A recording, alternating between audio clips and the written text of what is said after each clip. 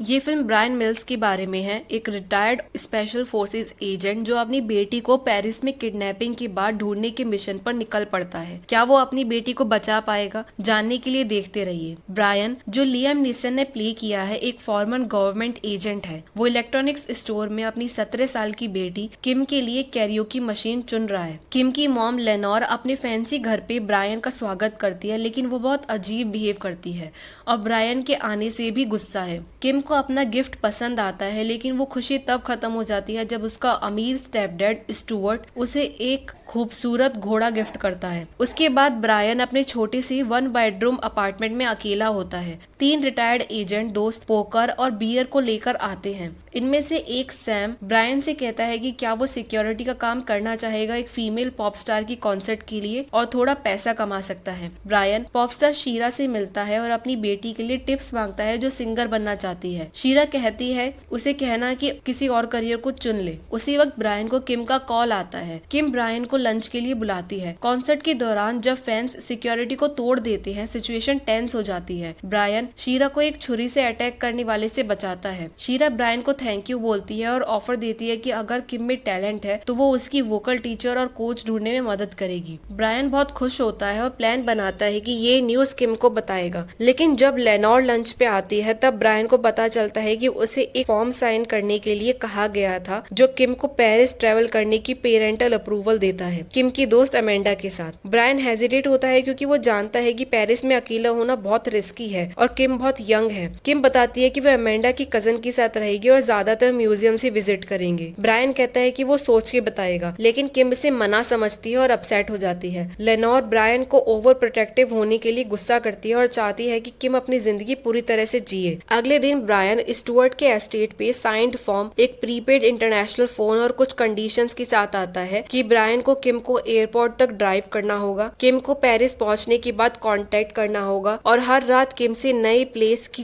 Place जहां वो रुक रही है वहां का फोन नंबर और एड्रेस देना होगा। एयरपोर्ट पे जब ब्रायन किम के बैग्स निकाल रहा होता है तब उसे एक यूरोप का मैप दिखता है जिसमें कई सिटीज सर्कल होती है। वो लेनोर से कन्फ्रंट करता है और लेनोर एडमिट करती है कि लड़कियां सिर्फ पेरिस नहीं जा रही बल्कि एक रॉक बैंड के यूरोपियन टूर के साथ ट्रेवल करेगी। ब्रायन बहुत गुस्से में होता है, लेकिन अब कुछ नहीं हो सकता। पेरिस में एयरपोर्ट पे कैब पे वेट करते वक्त किम और अमेंडा एक चार्मिंग यंग लड़के पीटर से मिलती हैं। पीटर कहता है कि वो कैब का किराया शेयर कर सकते हैं और दोनों लड़कियां मान जाती हैं। वो पीटर से अपनी फोटो लेने के लिए कह देती हैं किम के फोन पे। पीटर जेंटलमैन बनकर उन्हें एक पार्टी के लिए इनवाइट करता है। अमेंडा फौरन एक्सेप्ट कर लेती है और किम थोड़ा हेजिटेट होती है। पीटर उनके बैग्स को लेकर हेल्प करता है और होटल तक छोड़ देता है। फिर किसी को कॉल करके बताता है कि 2 लड़कियां हैं लगभग 18 साल की और एड्रेस देता है। किम अमेंडा से उसके कजन्स के बारे में पूछती है और अमेंडा कहती है कि उसके कजन स्पेन में हॉलिडे पर हैं। अमेंडा एक्साइटेड होती है। यूएस में ब्रायन एंग्शियस है जब वो देखता है कि किम की फ्लाइट लैंड हो गई है। वो किम को कॉल करने की कोशिश करता है, लेकिन अमेंडा ने म्यूजिक इतना लाउड कर दिया था कि दोनों लड़कियां फोन नहीं सुन सकती। ब्रायन फाइनली किम को कांटेक्ट कर लेता है। किम जब अपने फादर से बात कर रही होती है तब वो देखती है कि 2 आदमी अमेंडा को खींचकर ले जा रहे हैं और वो स्ट्रगल कर रही है। किम पैनिक हो जाती है। किम अपने फादर को पैनिक में बताती है कि उसने क्या देखा। ब्रायन तुरंत सिचुएशन को कंट्रोल करता है और किम को कहता है कि वो सबसे पास वाले बेडरूम में चली जाए और बिस्तर के नीचे छुप जाए। ब्रायन एक सीरीज ऑफ क्वेश्चन करके जान लेता है किम और अमेंडा ने एक ही कैब में पीटर के साथ ट्रेवल किया था। किम को लगता है कि उसने 3-4 आदमी देख लिए जो अमेंडा को किडनैप कर रहे थे। ब्रायन कहता है कि अब अगला स्टेप बहुत जरूरी है। ब्रायन किम को बताता है कि किडनैपर्स किम को किडनैप कर लेंगे। ब्रायन किम को कहता है कि अपना फोन ऑन रखे और जितना हो सके गैंग की डिटेल्स चिल्लाकर बताए। ब्रायन अपने फोन को ऑडियो रिकॉर्डर से कनेक्ट करता है। जब 2 आदमी बेडरूम में आते हैं तो वो कंफ्यूज हो जाते हैं क्योंकि उन्हें दूसरी लड़की नहीं मिलती। वो अजीब फॉरेन लैंग्वेज में बात करते हैं। ब्रायन किम को कहता है कि वो अपने फोन को उनकी तरफ रखे ताकि वो उनकी बातें सुन सके। किम को देखकर रिलीफ होता है कि जब दोनों आदमी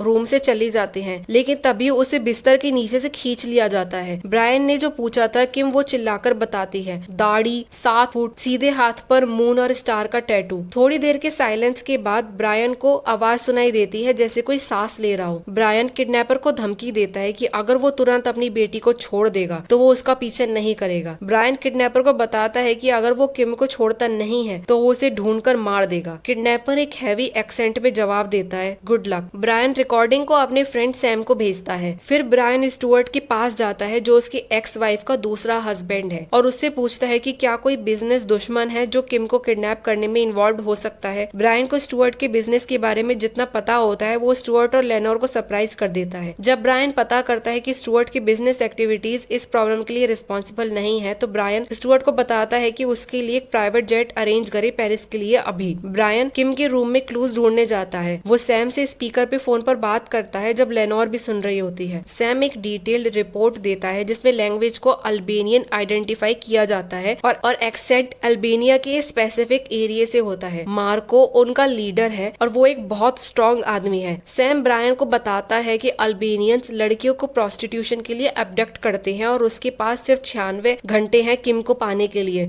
उसके बाद किसी को नहीं पता होगा कि वो कहाँ चली जाएगी। ब्रायन अपने प्राइवेट जेट में किम की किडनैपिंग की टेप बार बार सुनता है ताकि उसकी हर एक साउंड को याद रखे। पेरिस में वो पहले अमेंडा की होटल में जाता है। वहाँ किम के ब्रोकन सेलफोन से एक मेमोरी कार्ड मिलता है जो बेड के पास छुपा हुआ होता है। ब्रायन इस मेमोरी कार्ड और सीन के क्लूज को यूज करके किडनैपिंग के बारे में सब कुछ समझने की कोशिश करता है। एयरपोर्ट पर ब्रायन पीटर के साथ ली गई फोटो को सेल्फ सर्विस फोटो कियोस्क पे ढूंढता है और पीटर की रिफ्लेक्शन को बड़ा करके देखता है। एयरपोर्ट में पीटर एक ब्लॉन्ड स्वीडिश के साथ टैक्सी शेयर करता है। ब्रायन पीटर को पकड़कर डिटेल्स निकालना चाहता है लेकिन पीटर का पार्टनर जो एक बड़ा आदमी है ब्रायन को रोक देता है। पीटर भाग जाता है जब ब्रायन बड़े आदमी से लड़ता है। ब्रायन पीटर के पार्टनर को मार देता है और पीटर का पीछा एक स्टोलन टैक्सी में करता है। ब्रायन टैक्सी से बाहर निकलता है और जब पीटर ट्रैफिक में भाग जाता है और उसका पीछा चलकर करता है। पीटर ब्रिज पर जंप करता है और सेफली लैंड होता है लेकिन एक ट्रक से टकराकर मर जाता है। ब्रायन अपने पुराने दोस्त जीन क्लाउड से मिलता है जो फ्रेंच इंटेलिजेंस में काम करता है और मदद के लिए रिक्वेस्ट करता है। जीन क्लाउड ब्रायन को अल्बेनियन पिम्प्स की लोकेशन बताता है लेकिन कहता है कि ब्रायन उस एरिया को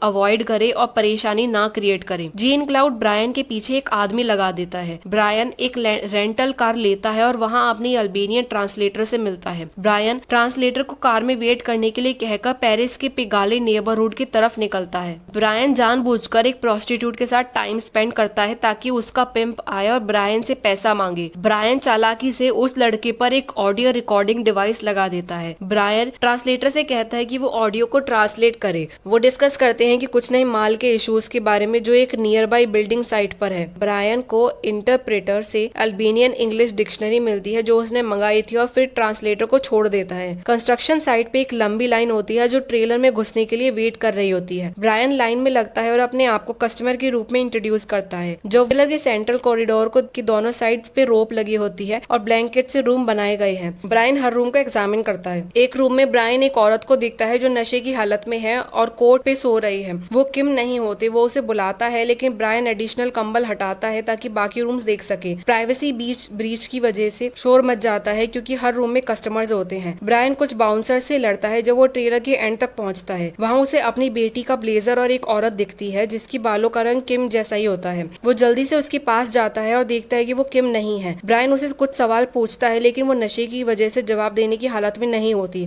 ब्रायन उसे एक जीप तक ले जाता है, इंजन को गर्म करता है और एक केओटिक चेज के बाद गुस्से से भरे अल्बेनियंस के मॉब से भाग जाता है। वो एक शांत होटल पे जाता है और होटल के मालिक से 2 कमरे किराए पर लेता है। ब्रायन एक कमरे में आईवी ड्रिप सेट करता है और लड़की को नार्कन इंजेक्ट करता है ताकि उसका नशा उतर सके। बाद में ब्रायन को जीन क्लाउड से एक ओपन एरिया पे रिवर के पास मीटिंग करनी होती है। जीन क्लाउड की फोन की घंटी बजती है। जैसे ही वो आता है वो ब्रायन का ही फोन होता है। जीन क्लाउड कहता है कि उसका बॉस बिल्डिंग साइट पर वायलेंस से इतना अपसेट हुआ है कि उसने ब्रायन को अरेस्ट करने का प्लान बनाया है, लेकिन जीन क्लाउड ने उसे समझाया और ब्रायन को अमेरिका वापस भेजने के लिए टिकट अप्रूव करवा दिया। ब्रायन टिकट को रिजेक्ट कर देता है। जीन क्लाउड के लोग ब्रायन के फोन कॉल को ट्रैक कर रहे होते हैं और अचानक से एक ग्रुप ऑफ मैन एक नेबरिंग रूफटॉप पर उतरते हैं।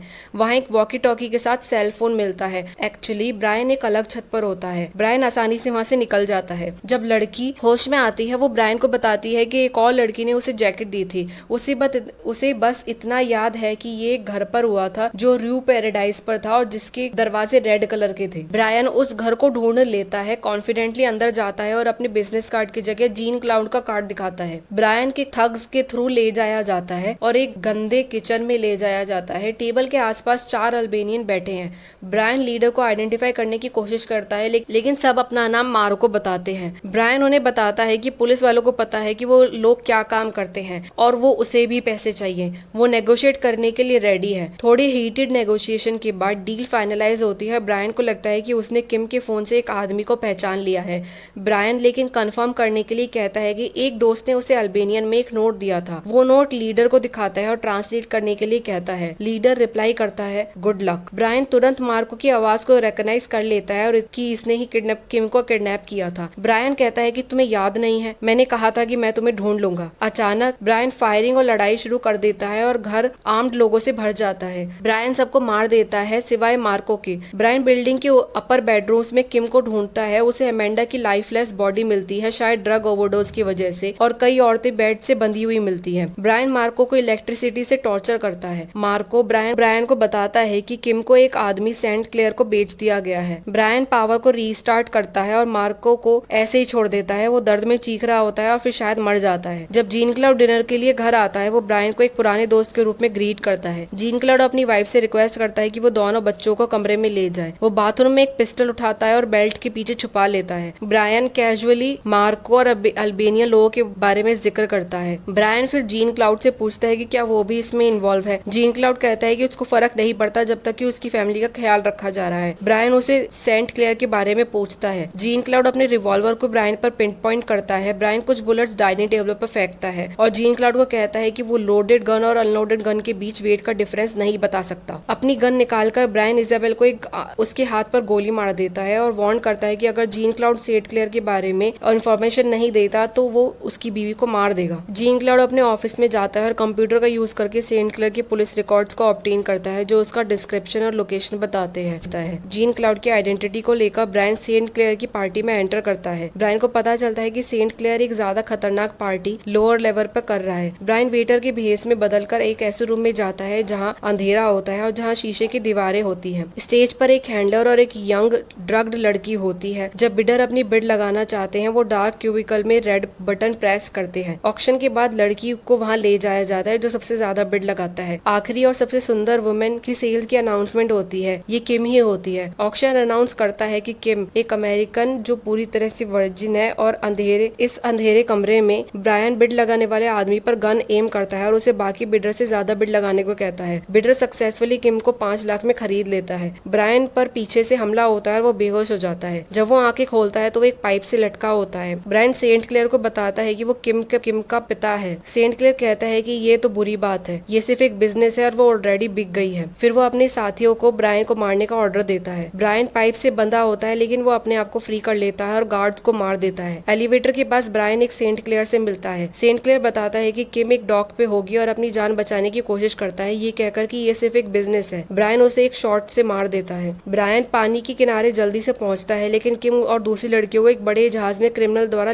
जाया गया होता है। ब्रायन एक कार चुराकर उसे चलाकर एक ब्रिज पर पहुंचता है। फिर वो ब्रिज से जहाज पर चढ़ जाता है। जहाज पर पर्दा पहने लड़कियों को अंदर ले जाया जाता है जहाँ एक अरब शेख बेड पर रोब में रेस्ट कर रहा होता है। ब्रायन शेख की सिक्योरिटी को मारकर बेडरूम में एंटर करता है जहाँ शेख ने किम के गले पर चाकू रखा होता है। ब्रायन अपनी गन से शेख की तरफ निशाना करता है। जैसे ही शेख कहता है कि वी कैन नेगोशिएट, तभी ब्रायन उसको गोली मार देता है और इसी तरह ब्रायन अपनी बेटी को बचा लेता है। किम रोती है और अपने पापा से गले लगती है। किम फिर अपनी माँ से यूएस में मिलती है। लेनोर ब्रायन को हक करती है और उसकी हेल्प के लिए थैंक यू कहती है। बाद में ब्रायन मिस्टीरियसली किम को एक लग्जरियस रेजिडेंस में ले जाता है। वो नॉक करता है और पीछे हट जाता है। जैसे ही गेट खुलता है, वहाँ पर वही पॉपस्टार होती है जिसकी किम बहुत बड़ी फैन होती है। किम सरप्राइज हो जाती है क्योंकि वो भी सिंगर बनना चाहती है। तो ये थी ब्रायन मिल्स की कहानी, एक फादर जो कि अपनी बेटी को हर हालत में बचाने के लिए तैयार है। अगर आपको एक्शन और सस्पेंस पसंद है तो ये फिल्म आपके लिए ही बनी है। अगर आपको हमारा एक्सप्लेनेशन पसंद आया तो प्लीज वीडियो को लाइक और शेयर करें और हमारे चैनल को सब्सक्राइब करना ना भूलें। Thank you.